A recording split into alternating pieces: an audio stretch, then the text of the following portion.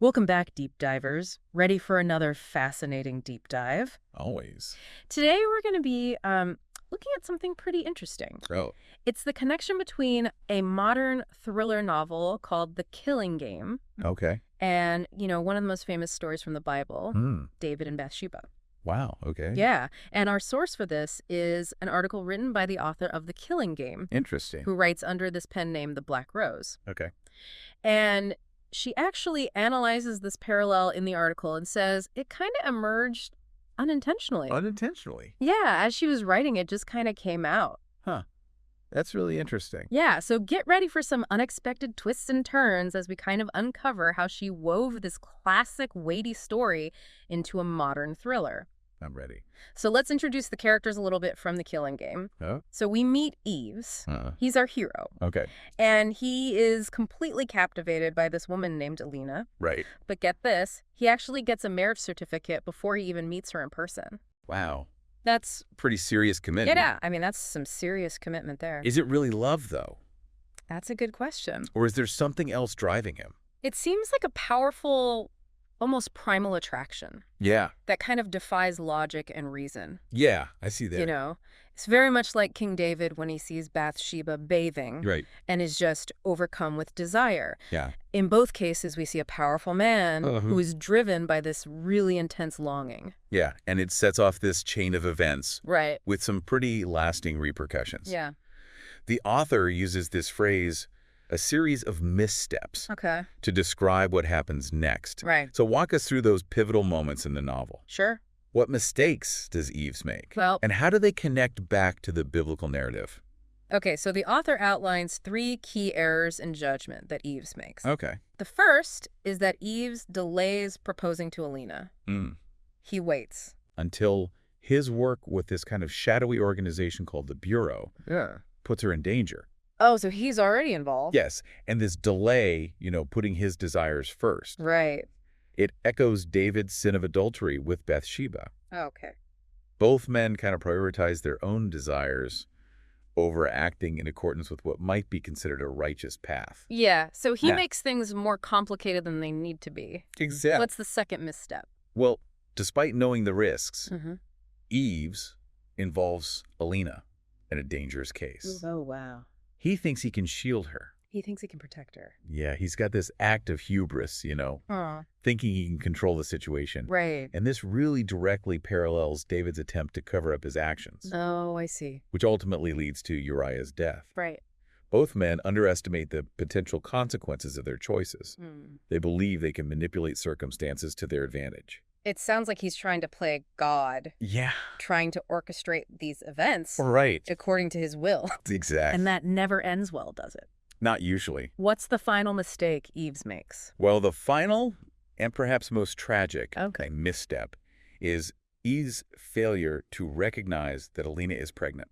Oh, wow. He treats her poorly during a really vulnerable time. So he's adding emotional Well, strain Yes. to an already dangerous situation. Exactly. And this lack of awareness and compassion Yeah, mirrors David's initial indifference to Bathsheba's plight. I see. Both men are blinded by their own desires Right? and fail to see the full impact of their actions on the women they claim to love. And that leads to a really heartbreaking consequence, doesn't it? Yes, it does. Allina ends up losing their unborn child It's a terrible tragedy. because of the situation that Ives put her in. Right.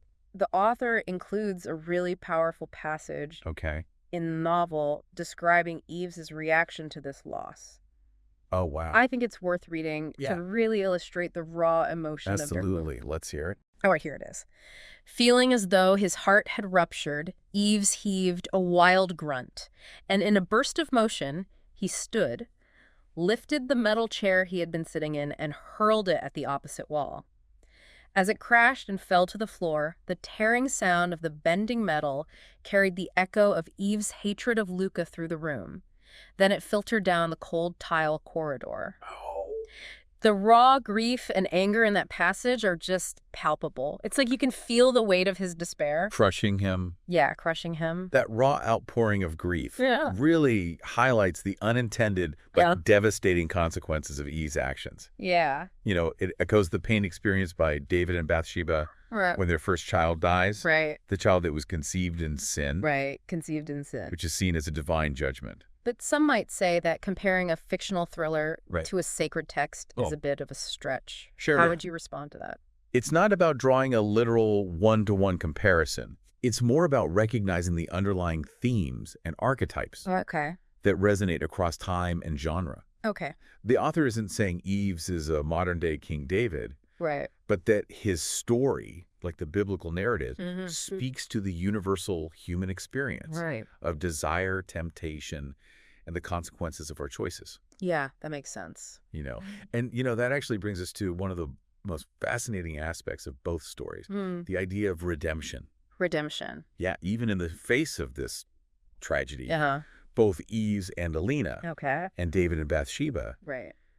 they find a path Mhm. towards healing Towards healing. and spiritual renewal. It's interesting you bring that up Yeah. because in the article, the Black Rose talks about how she never Oh, really? intended for this parallel to be there. It just kind of emerged organically as she was writing. Wow. But, you know, it makes you wonder on a deeper level, Right. why did her subconscious Gravitate towards this particular story. Well, maybe it speaks to the author's own beliefs or, you know, maybe anxieties about the modern world. Even though The Killing Game is a thriller set in a secular context, the themes of sin, consequence, and redemption clearly resonate with her. Yeah. It's like she's wrestling with these age-old questions about morality and the human condition through her fiction. That's a great point. Thanks. It suggests there's something about these ancient stories that continues to speak to us on this profound level, Right. even if we don't consciously recognize it. Exactly. And it's not just about religious doctrine. Right. These stories tap into something fundamental Yeah. about the human experience. Okay, so how does this theme of redemption actually play out Okay. in The Killing Game? Right. What steps do Ives and Allina take Yeah. to kind of find their way back? To a path of healing and wholeness. For Ives, it's a journey of self-reckoning. Self-reckoning. Yeah, he has to confront his anger, Okay. his guilt, Right. and the realization that his actions, however well-intentioned they were, Right. led to these devastating consequences. He also faces repercussions from the Bureau. Oh, really? Yeah, they become even more antagonistic towards him. Because of his choices? Yes, because of his choice. It sounds like he's paying a heavy price He is. for his mistakes. Yeah. But how does Allina cope with the loss? Why? How does she find her own path to redemption? Alina's journey is one of forgiveness, Okay. yes, of herself and of Eve's. Okay.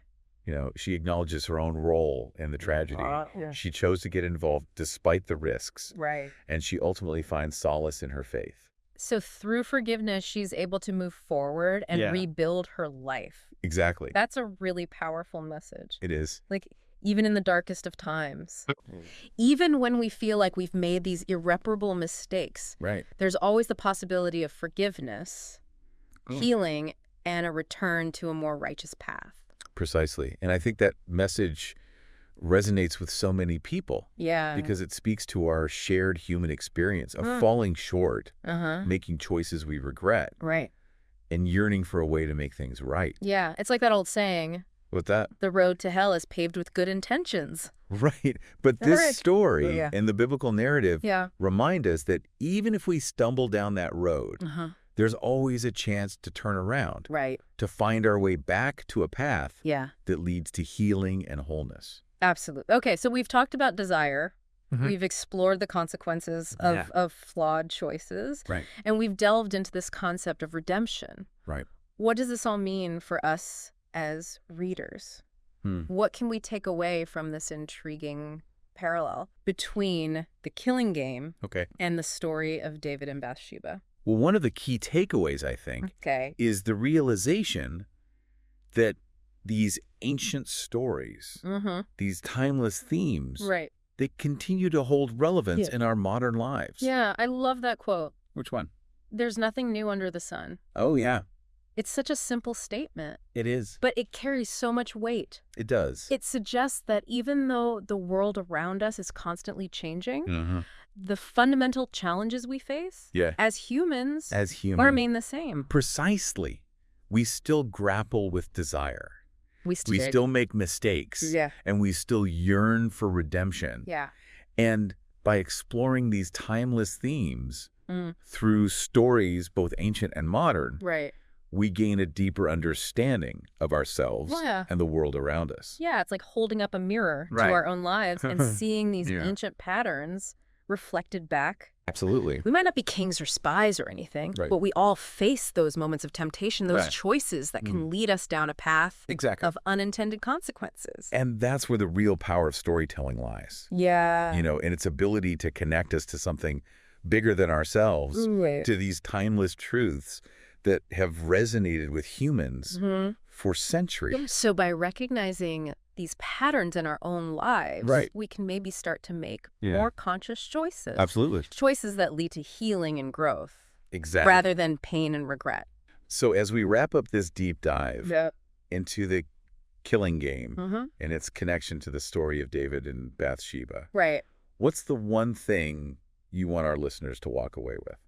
Well, I think the most important takeaway is this. Okay. Even in a secular thriller like this, we can find echoes of ancient wisdom. Yeah. These themes of desire, consequence, and redemption. They're universal. They're universal. They've been playing out in human stories for millennia, and they're still relevant to our lives today. It's a really powerful reminder that the choices we make, even seemingly small ones, can have these really lasting consequences. Absolutely. And that even when we make mistakes, there's always hope for redemption. Beautifully said. All right, deep divers, that's a wrap on our exploration of the killing game. Great deep dive. We're going to leave you with this thought from the Black Rose herself. She said, "There's nothing new under the sun." What modern story in your life might have echoes of these timeless themes? That's a good question. Of desire, consequence, and redemption. Until next time, keep diving deep.